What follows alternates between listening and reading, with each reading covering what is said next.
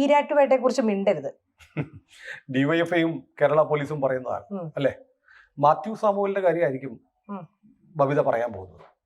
സത്യത്തിൽ എനിക്ക് 3 കാര്യങ്ങൾ പറയാനുണ്ട്. 1 മാത്യു സാമുവലിനെ കുറിച്ച്, 2 KT ജലീലിനെ കുറിച്ച്, 3 ഈരാറ്റുപേട്ടയെ കുറിച്ച്.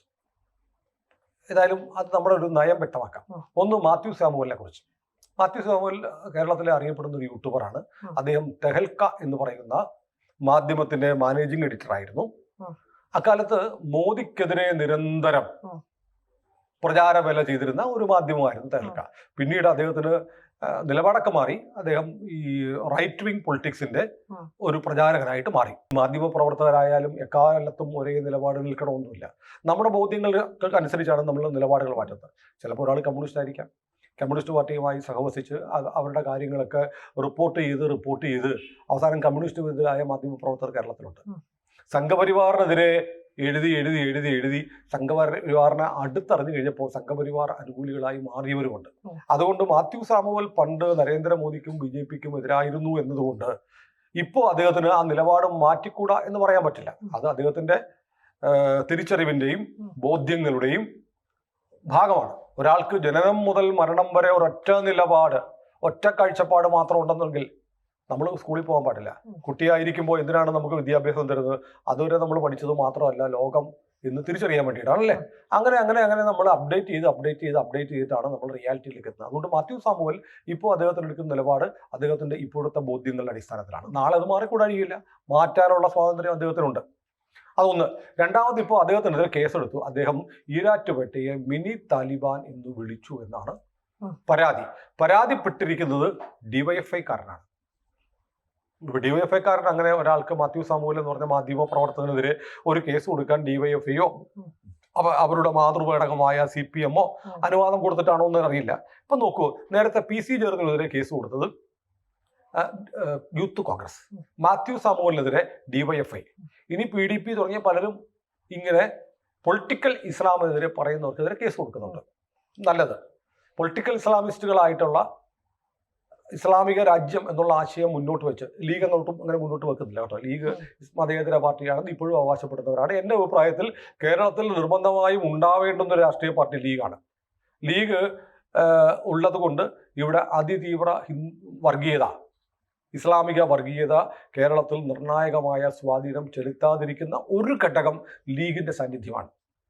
ലീഗിൽ ഒരുപാട് മതേതരരായ നേതാക്കന്മാരുണ്ട്. എന്നോട് ചോദിച്ചാൽ ഞാൻ എക്കാലത്തും പറയും കേരളത്തിലെ ഏറ്റവും മതേതരനായ നേതാവ് ആരാണെന്ന് ചോദിച്ചാൽ 2 വട്ടം ആലോചിക്കാതെ കുഞ്ഞാലിക്കുട്ടി എന്ന് നിർഭയം ഒരു ശങ്കയുമില്ലാതെ പറയുന്ന ഒരാളാണ് ഞാൻ. കാരണം കുഞ്ഞാലിക്കുട്ടി ഒരു കാലത്തും മതാധിഷ്ഠിതമായി പ്രവർത്തിച്ചിട്ടില്ല എന്ന് കേരളത്തിന്റെ രാഷ്ട്രീയ ചരിത്രം പരിശോധിച്ചാൽ ബോധ്യപ്പെടും. അതെന്റെ വ്യക്തിപരമായ അഭിപ്രായം. ഇപ്പൊ ഞാനിപ്പോൾ പറയുന്നത്, ഇപ്പോൾ പോപ്പുലർ ഫണ്ടുകാർ ഇപ്പൊ ലീഗ് പരാതി കൊടുത്തിട്ടില്ല ഇപ്പോൾ. പക്ഷെ യൂത്ത് ലീഗിന്റെ പരാതി ജോർജിനെതിരെ വന്നു. പിന്നെ SDPI ഇസ്ലാമിക രാജ്യം മുന്നോട്ട് വെക്കുന്ന ആ ആശയം മുന്നോട്ട് വെക്കുന്ന രാഷ്ട്രീയ പാർട്ടിയാണ്. അവർ കൊടുത്തിട്ടില്ല. കാരണം അവർക്കെതിരെ പറഞ്ഞു വന്നതിന്റെ പേരിൽ അവർ കൊടുക്കേണ്ടതെന്ന് തീരുമാനിച്ചതായിരിക്കാം. അപ്പോൾ SDPIക്കെതിരെ പറഞ്ഞാൽ DYFI ഉണ്ടാവും കേസ് കൊടുക്കാൻ, യൂത്ത് കോൺഗ്രസ് ഉണ്ടാവും, യൂത്ത് ലീഗ് ഉണ്ടാവും, പോപ്പുലർ PDP ബദലിയുടെ പാർട്ടി ഉണ്ടാവും. അവിടെ നിൽക്കട്ടെ. ഏതായാലും ഈ ഈരാറ്റുപേട്ടയെ മിനി താലിബാൻ എന്ന് വിളിച്ചതിന്റെ പേരിൽ മാത്യു സാമുവലിനെതിരെ ഇപ്പൊ കോട്ടയം പോലീസ് കേസെടുത്തു, ഈരാറ്റുപേട്ട പോലീസ് കേസെടുത്തു. ഞാൻ ആലോചിക്കുന്നത്, ഇപ്പൊ മാത്യു സാമുവൽ ഇന്ത്യയിലില്ല എന്നാണ് കോട്ടയം SP ഷാഹുൽ ഹമീദ് പറയുന്നത്. അദ്ദേഹം സ്ഥലത്തില്ല, നോട്ടീസ് കൊടുക്കും, നാട്ടിലില്ലെങ്കിൽ ലുക്കൌട്ട് നോട്ടീസ് പുറപ്പെടുവിക്കുന്നു ഷാഹുൽ ഹമീദ് പറഞ്ഞിട്ടുണ്ട്. വെരി ഗുഡ്, നല്ലത്. പക്ഷേ ഇത് കേട്ട് മാത്യു സാമുവൽ സന്തോഷം കൊണ്ട് എനിക്കിരിക്കാൻ വയ്യേ എന്ന് പറയുന്നതായിട്ട് എനിക്ക് തോന്നുന്നു. അദ്ദേഹം ഇന്നലെ തന്നെ പോസ്റ്റ് ഇട്ടു, എനിക്കെതിരെ കേസെടുക്കുക, എന്നെ അറസ്റ്റ് ചെയ്തോ, ഞാൻ അനുസരിക്കും. സത്യത്തിൽ ഈ കേസിൽ മാത്യു സാമുവൽ എന്ന് പറയുന്ന യൂട്യൂബർക്കെതിരെ കേസെടുത്ത് അറസ്റ്റ് ചെയ്ത് ജയിലിലിട്ടാൽ എന്താ സംഭവിക്കാൻ പോകുന്നത്? എനിക്ക് തോന്നുന്നു അദ്ദേഹം അറസ്റ്റ് വരിക്കും വേണ്ടി വന്ന ജയിലിൽ പോകും മാത്യു സാമുവൽ എന്ന് ഞാൻ കരുതുന്നു. കാരണം അദ്ദേഹത്തിന് അതിലൂടെ കിട്ടുന്ന മൈലേജ് എന്താണ്? ഇന്ന് ശരാശരി അദ്ദേഹത്തിന്റെ യൂട്യൂബ് ചാനൽ കാണുന്നത് ഏതാണ്ട് 50,000 പേരാണ്. ശരാശരിയാണ് ഞാൻ പറയുന്നത്. 50,000 പേര് കാണുന്നുണ്ട്. നാളെ മാത്യു സാമുവലിനെതിരെ പോലീസ് കേസെടുത്ത് അദ്ദേഹത്തെ അറസ്റ്റ് ചെയ്താൽ 14 ദിവസം റിമാൻഡ് ചെയ്യും. ചിലപ്പോൾ 14 ദിവസം കിടക്കും, അല്ലെങ്കിൽ അതിനു മുമ്പ് ജാമ്യം കിട്ടി പുറത്തു വരും. അതോടുകൂടി അദ്ദേഹം കേരളത്തിലെ ഒരു വലിയ താരമായി മാറും. നമ്മൾ കണ്ടതാണ് അൻവറിക്കയുടെ കേസിൽ, അൻവറിന്റെ കേസിൽ എന്താണ് ഷാജനെതിരെ നിരന്തരം വേട്ടയാടി. അതോടുകൂടി ഓരോ തവണ വേട്ടയാടുമ്പോഴും ഷാജൻ സ്കറിയ എന്ന് പറയുന്ന മാധ്യമ പ്രവർത്തകൻ, യൂട്യൂബർ അതിപ്രബലനായി വലിയ തോതിൽ വളർന്നു. മാസീവായിട്ടുള്ള വളർച്ചയുണ്ടായി. മാത്യു സാമുവലിനെ നിങ്ങൾ വളർത്തിയെടുക്കാൻ പോവുകയാണ്.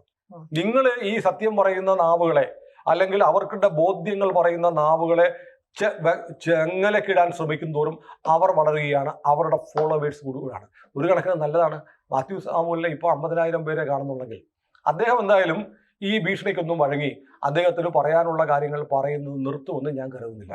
അദ്ദേഹം ഉറപ്പായിട്ടും വീണ്ടും പറയും. അദ്ദേഹത്തിന്റെ ഓഡിയൻസ് ഇപ്പോൾ ഉള്ള 50,000 1 ലക്ഷമോ 2 ലക്ഷമോ ആയിട്ട് കൂടും. അപ്പോ അദ്ദേഹത്തിന്റെ വരുമാനം ഇരട്ടിയാവും. അപ്പൊ നിങ്ങൾ മാത്യു സാമുവലിനെ സഹായിക്കുകയാണ്. പൊളിറ്റിക്കൽ ഇസ്ലാമിനെ എതിരെ പറയുന്ന ആളുകളെ കേസ് കൊടുത്ത് തീർക്കാം എന്ന് കരുതുന്നെങ്കിൽ അത് മൗഢ്യമാണ്. നിങ്ങളുടെ ഒരു വൃഥാ വ്യായാമം മാത്രമാണ് നടക്കുന്നതെന്ന് എനിക്ക് ഈ കേസ് കൊടുക്കുന്നവരോട് പറയാനുണ്ട്. കാരണം ഇപ്പൊ ലോകത്തെല്ലായിടത്തും ആളുകൾ പറയുന്നുണ്ടെന്ന് എത്ര കാലം. പിന്നെ ഇത് ഒരാളെ പിടിച്ച് PC ജോർജിനെ തുറുങ്കിലടച്ചു എന്നൊക്കെ പറഞ്ഞിട്ടുണ്ട്. എന്ത് തുറുങ്ക്? PC ജോർജ് റിമാൻഡ് കാലാവധി മുഴുവൻ ജയിലിൽ കിടന്നാൽ 14 ദിവസം കഴിയുമ്പോൾ ഇറങ്ങിപ്പോരും. ആചന്ദ്രകാലം ജയിലിൽ അടയ്ക്കാൻ പറ്റില്ലല്ലോ. 153A മതസ്പർദ്ധ ഉണ്ടാക്കി എന്ന് പറയുന്ന, ഇപ്പൊ IPCയിലാണ്. ഇപ്പം BNS വന്നപ്പോൾ ആ സെക്ഷൻ മാറിയിട്ടുണ്ട്, കൃത്യം എനിക്കറിയില്ല. ഏതായാലും അത് പ്രകാരം കേസെടുത്താൽ ഒരാളെ ജീവിതകാലം മുഴുവൻ ജയിലിടാനൊന്നും പറ്റൂലല്ലോ. ഇന്ത്യയുടെ ചരിത്രത്തിൽ ഈ 153A മതസ്പർദ്ധ ഉണ്ടാക്കി എന്ന് പറയുന്ന കേസിൽ ഒരൊറ്റയാളെ ശിക്ഷിച്ചിട്ടില്ല. പിന്നെ ആരെയാണ് ഈ പേടിപ്പിക്കുന്നത്? ആരെയാണ് പേടിപ്പിക്കുന്നത്? നിങ്ങൾക്ക് ഹിന്ദുക്കളെ വിമർശിക്കാം, ഒരു പ്രശ്നവുമില്ല. ഹിന്ദുക്കളെ വിമർശിച്ചാൽ ഏതെങ്കിലും ഹിന്ദു പറയുന്നുണ്ടോ ഞങ്ങളെ വിമർശിക്കുന്നവന്റെ കഴുത്ത് ചെയ്യാൻ പറ്റുന്നു? ആരും പറഞ്ഞു കണ്ടിട്ടില്ല. ക്രിസ്ത്യാനികളെ വിമർശിച്ചാൽ, ഞങ്ങളുടെ മതത്തെ വിമർശിച്ചാൽ കഴുത്ത് ഞാൻ വെട്ടും എന്ന് ഒരൊറ്റ ക്രിസ്ത്യാനിയും പറഞ്ഞതായിട്ട് കാണുന്നില്ല. പിന്നെ ആരാണ് പറയുന്നത് എന്നൊരു ചോദ്യമുണ്ട്. അതിന്റെ ഉത്തരം എല്ലാവർക്കും അറിയാം. അതെന്തുകൊണ്ടാണ്? ഞങ്ങളെ വിമർശിക്കാൻ പാടില്ല എന്ന ഒരു നിലപാട് ആരെങ്കിലും എടുക്കുന്നുണ്ടെങ്കിൽ അതാണ് സാർ ഫാസിസം. അല്ലാതെ നിങ്ങൾ പറയുന്നതല്ല ഫാസിസം. നിങ്ങൾക്ക് ആരോഗ്യകരമായി സംവദിക്കുക, അല്ല തെറി പറഞ്ഞുകൊണ്ട് വീഡിയോ ചെയ്യലല്ല മറുപടി. നിങ്ങൾ പോയി കേസ് കൊടുക്കലല്ല മറുപടി. മാറ്റർ വെച്ച് പോയിന്റ് ബൈ പോയിന്റ് ആയിട്ട് ചർച്ച ചെയ്യണം. സംവാദം ഉണ്ടാകണം. ഡിവൈഎഫ്ഐക്കാരൻ ഇപ്പൊ കേസ് കൊടുത്തില്ലേ, വിനീത് താലിബാൻ എന്ന് വിളിച്ചത് തെറ്റാണെന്ന് പറഞ്ഞത്. യെസ് സർ, നിങ്ങളുടെ മാവോ ഉണ്ടല്ലോ, മാവോ പറഞ്ഞത് എന്താ? 100 പൂക്കൾ വിരിയട്ടെ എന്നാ പറഞ്ഞത്. വിരുദ്ധ ആശയങ്ങൾ ഏറ്റുമുട്ടട്ടെ. തീസിസ്, ആന്റി തീസിസ്, സിന്തസിസ്, അതാണ് മാർക്സിസം. അതായത് ഒരു തീസിസ്, അതിനെതിരായ തീസിസ്, ഇത് തമ്മിൽ ഏറ്റുമുട്ടുമ്പോൾ ഒരു സിന്തസിസ് ഉണ്ടായി വരും. ഇതല്ലേ കമ്മ്യൂണിസം? അല്ലാതെ നീ തീസിസ് പറയുമ്പോൾ ആന്റി തീസിസ് പറയാൻ പാടില്ല, ആ സിദ്ധാന്തത്തിനെതിരെ എതിർ സിദ്ധാന്തം പറയാൻ പാടില്ല എന്ന് പറഞ്ഞ കമ്മ്യൂണിസം അല്ല. ഡിവൈഎഫ്ഐക്കാരൻ കേട്ടിട്ടുണ്ടോ തീസിസ്, ആന്റി തീസിസ്, സിന്തസിസ് എന്ന് പറയുന്നത്? ഇല്ല. അവര് ഡിവൈഎഫ്ഐക്കാരനും ഇപ്പൊ എന്താ ചെയ്യുന്നത്? ഡിവൈഎഫ്ഐക്കാരനും SFIക്കാരനും ഒക്കെ ഇപ്പൊ എന്തിന്റെ പ്രയോക്താക്കളാണെന്ന് പത്രം വായിക്കുന്നവർക്കറിയാം. അതുകൊണ്ട് ആ ഭാഗം വിടട്ടെ. അപ്പൊ ഏതായാലും മാത്യു സാമുവലിന്റെ നാവടക്കാൻ ഈ കേസൊന്നും പറ്റില്ല, അത് ഉറപ്പ്. അദ്ദേഹത്തിന് കൂടുതൽ മൈലേജ് ഉണ്ടാവും. ഇപ്പൊ പറയുന്ന അദ്ദേഹത്തെ കേൾക്കുന്ന ആളുകളുടെ എണ്ണം കൂട്ടിക്കൊടുക്കാൻ, അദ്ദേഹത്തെ ഫിനാൻഷ്യലി സൗണ്ട് ആക്കാൻ ഈ കേസ് സഹായിക്കും. അതവിടെ നിൽക്കട്ടെ. രണ്ടാമത്തെ കാര്യം ഞാൻ പറഞ്ഞത്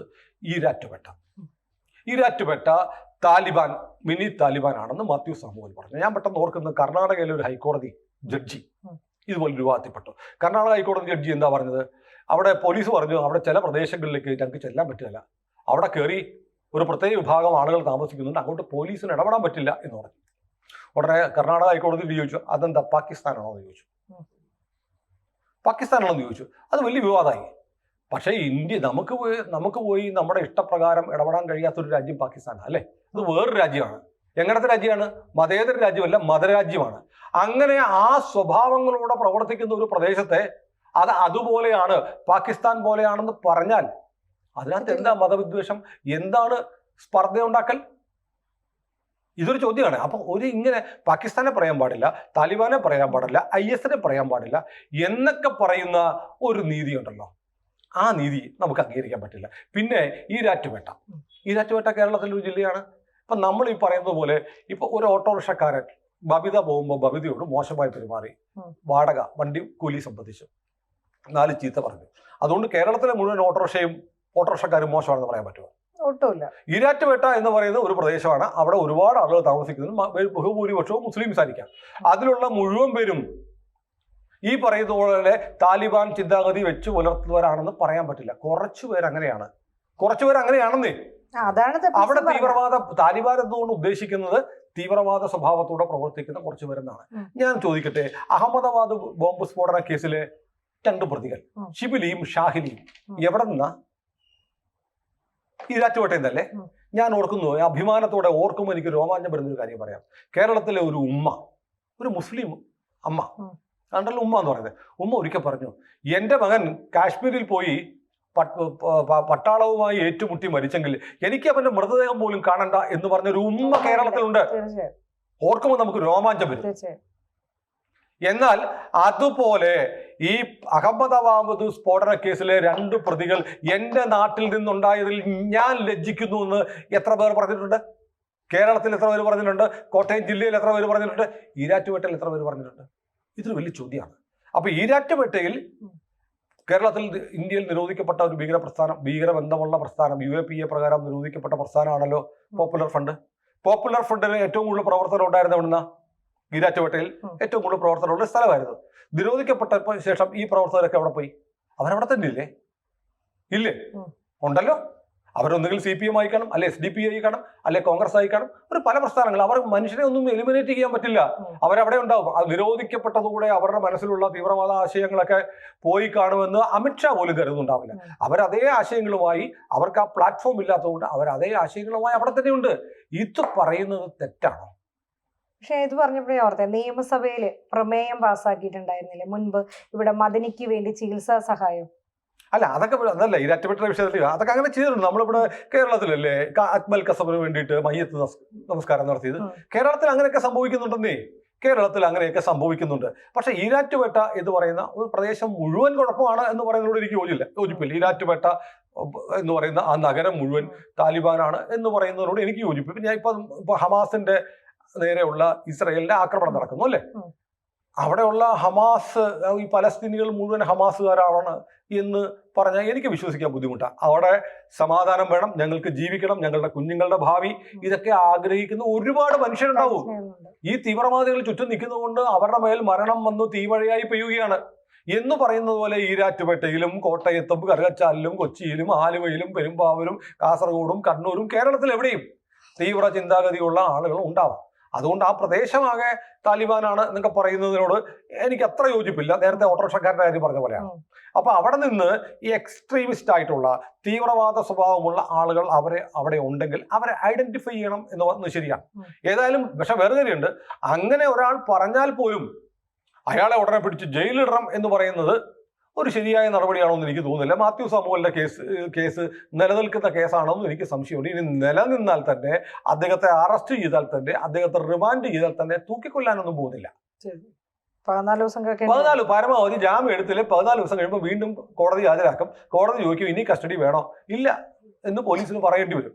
ഇതാണ് കാര്യം. ഇനിയിപ്പോ വേറൊരു കാര്യമുണ്ട്. ഈരാറ്റുപേട്ടയെ മോശമാക്കിയതിന്റെ പിന്നിൽ മാധ്യമങ്ങൾക്ക് പങ്കുണ്ട്, ഞാൻ പറയും.